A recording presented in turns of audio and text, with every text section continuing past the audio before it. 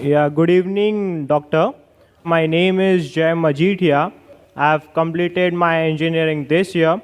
And first of all, this is my first time I've been visiting your open talk.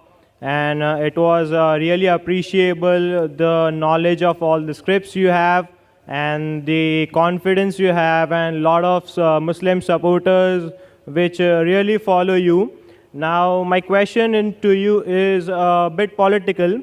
Now, I would like to ask you, Doctor, do you advise all the Muslims to follow the principles of Mahatma Gandhi, like example of nonviolence satyagraha, which he fought for us to get an independence from Britishers? As I believe and I respect all the holy books like Quran, Gita, Bible. Apart from that, in today's world, I feel I am more an Indian. So, would you advise Muslims to follow principles of Mahatma Gandhi like non-violence, satyagraha, or any of the principles of Mahatma Gandhi? Brother asked the question that do I suggest the Muslims to follow the principles of Mahatma Gandhi, then he changed it to any principle of Mahatma Gandhi, that is non-violence and satyagraha. Whichever...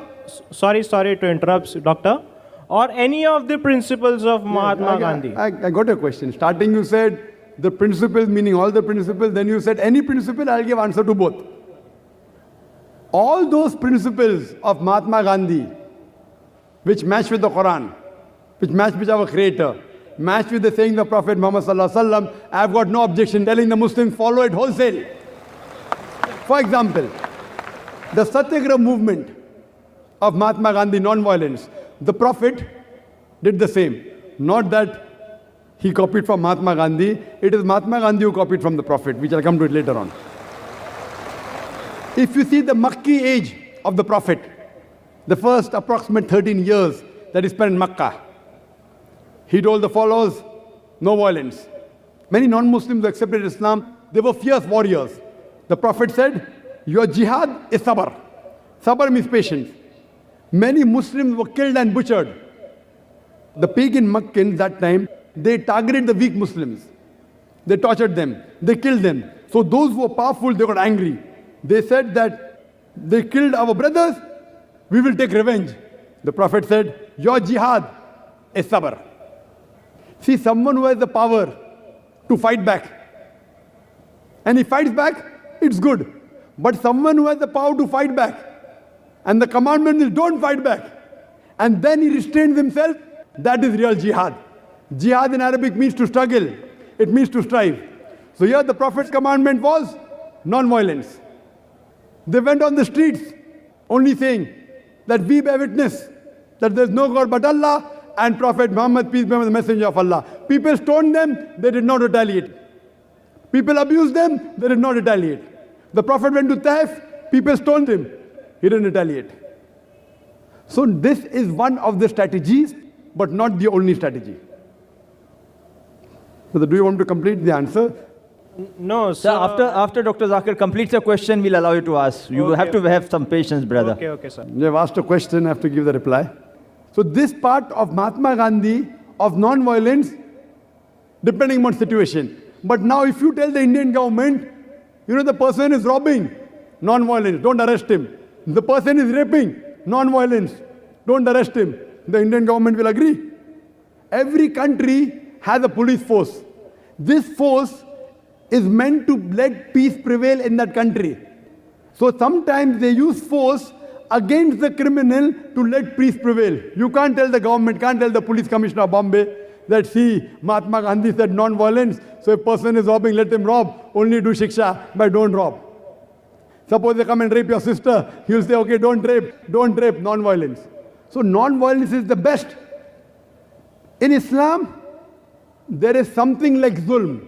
Zulm, in Arabic, the best translation of zulm can be oppression. And a person who does oppression is called as a zalim person. And who is more zalim than a person who can stop the oppression and does not stop the oppression? The Prophet Muhammad said in the hadith of Sahih Muslim, that if you see an evil, you stop it with your hand. If you cannot stop it with the hand, then stop it with the tongue. If you cannot stop it with the tongue, then curse in your heart. And if you curse in your heart, you are the lowest level of mu'min, you are the lowest level of Muslim. Suppose you see a rape taking place. Mahatma Gandhi said, oh, don't rape, don't rape. The best is if you have the power to stop, stop it with your hand. She may not be your sister.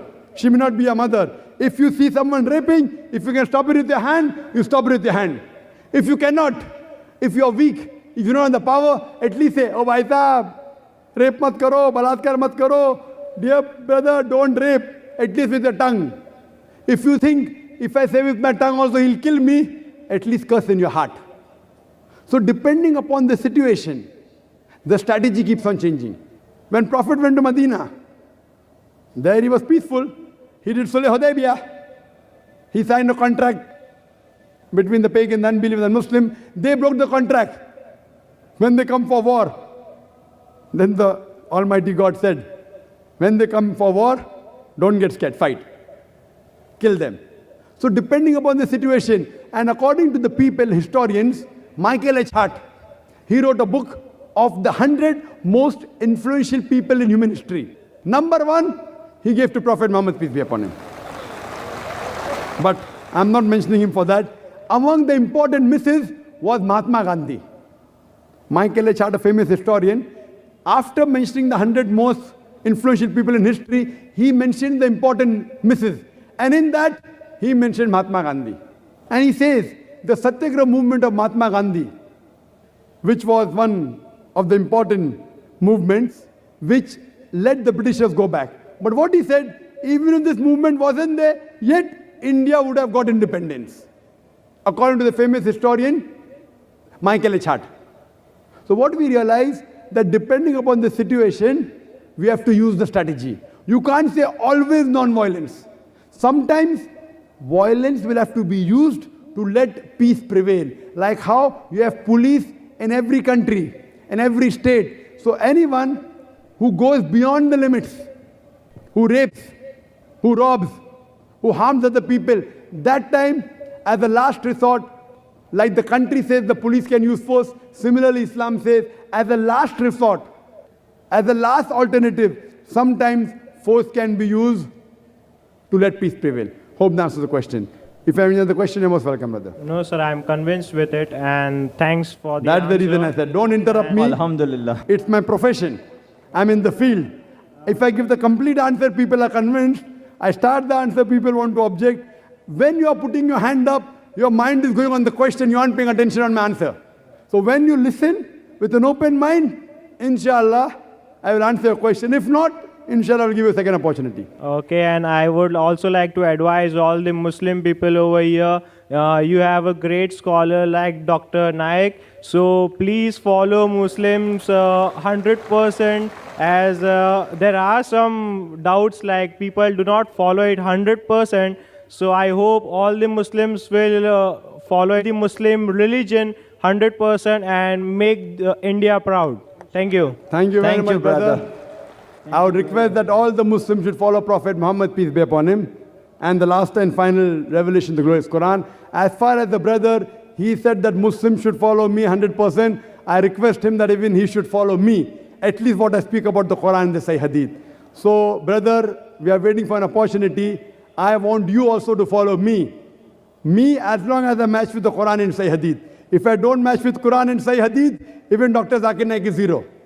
Zakir Naik has got no value. What I say, if it matches with the last and final commandment, the glorious Quran, and last and final messenger, Prophet Muhammad, peace be upon him, you follow me. I request you, even you should follow me, what I speak about the Quran and the Sahih Hadith.